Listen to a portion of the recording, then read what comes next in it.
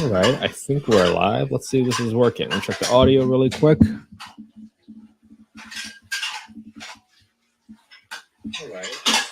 All right, so let's do this. Today we got a sub-2 deal in Killeen, Texas, 390 Kevin Shaw Drive. 2,000 square feet, 4-bed, 2.5 bath, built in 2008. It's great. Purchase price is $254,000 with a mortgage balance at $227,000. All right, PITI is $1,743.81. Total entry is $27,000. Okay. If we want to be, since we're right here, we can go ahead and just start plugging in some numbers. 254, 254,000. The loan balance is $227,000. 227,000. 3.75% is the interest rate. Don't really care when it started. The PITI is 1743.81. 1743.81. I'm going to use that and subtract the principal and subtract the interest of the sub-2 loan so that I can back into my property taxes and insurance number. Okay. I'm going to add $35 because I'm assuming it's going to cost a little bit more to insure a investment property compared to a primary residence property. That's okay. All right. Commissions and assignment. I think the entry fee was 27 grand. So I'm just going to put in 27 grand right here, which includes assignment and any escrow shortages. I got 2.5% closing costs, and I got a renovation based on how I'm gonna look at the property. So let's kind of quickly take a look at this. This looks pretty much turnkey out. I don't think I need to change up any of the floors. You might have to close up the fireplace if you want it, if you don't want your tenants using the fireplace. I mean, for the most part, the kitchen looks okay. I mean, looks pretty clean. You might want to replace the carpet. That's completely up to you. Yeah, it looks a little dirty right there. At the very minimum, replace the carpet, but I'm just gonna replace it with LVP in my opinion. So 2,032 square feet. Backyard looks fine. Okay, so let me go to my rehab calculator. I'm gonna set aside $1,500 for the roof, just in case there's any issues. I'm gonna set aside $500 to take care of any cleanliness issues outside. I don't think I need to paint any of the place, but with the extra money that I'm setting aside for replacing the flooring, 2,032 square feet at $8 a square foot, that should be more than enough to do the flooring job for the entire home. Actually, I don't need the entire home, just the bedroom. So let me just divide this by half. Divide that by half, and I'm assuming I only need 1,000 square feet of flooring done for this property. And generally, to replace the toilets, I think it's 2.5. So I replace all 3 toilets with the high pressure flush toilet. That's just my personal preference. You don't have to do that. Water heater. I'm assuming it's working. Otherwise, I'm going to get a credit back or somehow figure it out. So I got about a $13,000 rehab. Okay. All right. Now, the next thing I want to do is I want to do some research on the market. So the first thing I want to do is I go to tophap.com, tophap.com. I'm going to plug in the address here. And then when you go to the neighborhood section, hey, nice lightning bolt. I appreciate it. Good to see you. I haven't seen you for a while. Magnolia, good to see you. Let's see. Oh, really good crime score, 64. That's really well below the national crime average, so I'm good with that. Now, over the past couple of days, what I've been doing is I've been looking up rents on payment standards by the housing authority. So today I just simply Googled Killeen Housing Authority payment standards 2024. Didn't see anything. They tried bringing this Bell County, this very generic thing. I'm not sure I really trust this. This looks like a really generic table. So I'm going to go ahead and look up the HUD FMR table. So if you Google HUD FMR and you click on the first link up top, scroll to the bottom, click on access to small area FMRs, you're going to see that this is look up FY 2024 FMR, go to the state, and then the county. This is in Bell County. And you will see the FMR by zip code. This is in 76549. 76549. And you'll see the rent ceiling for this property. So the rent ceiling for a 3-bedroom is $1,660. $1,660. And your rent ceiling for a 4-bedroom is $2,000. $2,000. Okay. This is in 76549. So this is by zip code, not by county. 76549. I don't have the county in there before because sometimes the housing authority lists it out by county. All right. So next thing I want to do is I want to get my market rents for a 4-bedroom property on this deal. So we're going to go to affordablehousing.com. I'm so glad you're using this. We should underwrite a deal together sometime. That's what we should do. All right. So affordablehousing.com, go to the market rent estimator, and we're going to plug in the address. So boom, when you plug in 4 bedrooms, this is the number on the bottom right that you want to care about. This number right here, 1601. So that on average for 25 units within a 0.26 mile radius, 0.26, the average rent here is 1601. 1601. What number is 1705? And again, I'm just putting aside all these numbers because my partners already know how I underwrite. So I'm just doing the research for them in advance so that they know exactly where I pull the numbers from. Okay. All right. So when you compare your rent ceiling, $2,000, to the average market rent of $1,600, there is a test. It's called a rent reasonableness test. Usually for a rent reasonableness test, it states that you cannot charge more rent to a voucher holder simply because they're a voucher holder for all your obvious reasons. The real technical language is probably something like you cannot charge more rent than comparable to a unassisted unit. All right. So you had to take the lower of the two. So I would just put $1,600 right here. And right then and there, you can rule out this deal, right?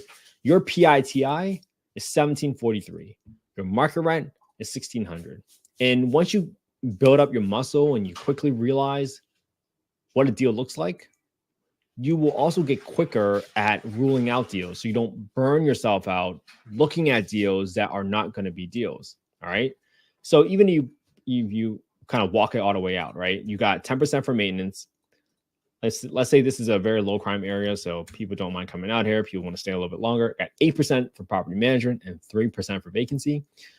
As of right now, assuming your PITI is what it is based on the subto loan, and you're not going to get a better deal because that is as low as the interest rate you can possibly get, you would be losing $514 a month. If your gross rent is $1,600 and your cash flow is minus $514, this would be a negative 13% cash on cash return, assuming your purchase price was $254 and your rehab was $13,000. Just keeping it real simple. Okay. Now, let's say you even got the maximum rent at $2,000. What does that get you? You're still losing money, right? You're still losing money on this deal. Hey, Alexis, if you want to DM me your email to my Instagram at investmentcanhe, my team will send you the calculator. I've been very fortunate. They've been given this calculator by other folks, and I kind of just modified it to meet my own underwriting standards. So just DM me your email, and my team will send it out to you tomorrow. My team member will be in tomorrow. So she'll send it out to you, and we can underwrite deals together. All right. Thanks, Alexis. All right. So when you underwrite this deal, this is why the subto is not a deal, right? Sometimes, for lack of better, people get really, really excited about a deal just because it's a subto deal. But when you walk it out and you walk through all the numbers and you see your interest rate is 3.75%, could that be a deal for you? Maybe in your own particular circumstances. And this is why this is not investment advice. I'm not soliciting any investments, right? You have to determine what your investment goal is. Some folks might just want to break even on their deal, and they might be able to take depreciation against their active income, and that could be a better deal for them. I guess my question to you is, why not find a property that cash flows and give you depreciation? Okay. We all have limited resources in this world. So you want to be really wise about where you deploy your capital, because you will run out of capital unless you are a capital raiser. All right. So just be careful. Be really wise about how you analyze deals. I just talked to someone yesterday that was investing in Detroit, and they did not budget for how old the infrastructure. Excuse me, guys. My daughter's playing with the doorbell today, so she's playing with that. All right. So if you don't budget appropriately and you are buying your properties in a market where, like, let's say in Memphis, they were having their air conditioners, water heaters stolen from their properties all the time, would that still be a deal for you if you kept losing that amount of money? in Detroit, their sewer lines were collapsing. I had a similar issue in Scottsdale with my property, and our sewer line replacement cost about almost $8,000 to replace the sewer line. And that's something that does not add any value to your home, right? So think about it. There are some things that, one, yeah, could I go through the photos and underwrite the general rehab? Sure. But if you get to the site and you do a sewer line scope and now you find that it's collapsing, is that still a deal? And when that happens, right, when you get more information, just update the renovation number here and say like, okay, if this turned out into $8,000 extra of renovations for the sewer line replacement, what does that do? What is your favorite niche of real estate investing? I am personally super passionate about affordable housing. To be honest with you, I am a full-time developer. I am the underwriter for my team and capital raiser, and that's what I do. I develop relationships for our company, and right now we're building 185 apartments in Wisconsin. We're building 204 units in Anna, Texas, and 396 units in Princeton, Texas. So that's what I do full time, and that's my focus. Thanks for asking. I appreciate that. No one ever asked. I appreciate that so much. So that's it for today. This is not a deal for me personally, but again, come up with your own investment criteria, and you will know and you will learn what the deal looks like. All right. Hey, thank you everybody for tuning in today. Today we posted my 1,000th post on Instagram, and we started a podcast in October of 2022, and I'm reflecting right now. It's been a great journey. Thank you so much for our support. Thank you for tuning into the lives. I so appreciate it, and hope you guys get to spend some quality time with your family and friends today, just like I'm about to play with my daughter. All right. Have an amazing day. Stay consistent with me. And my goal is that you all underwrite a deal just like me. You can copy it. You can analyze the same deal that I analyzed today using the same spreadsheet, put it on your own YouTube channel. And guess what? You will now have an undeniable track history to give yourself the evidence that you know what you're doing. And just stay consistent with me. Just remember, it's just 18 minutes a day for 365 days, and you'll be better at analyzing deals than 95% of the country. So do it with me. Stay consistent, even in the face of all distractions. Wanna come on? Yeah. Good job. This is what we do this all for. Say hi. Hi. Love you. All right. Have an amazing day, everybody. I hope you all spend some quality time with your family and friends today. And I'll be back here tomorrow.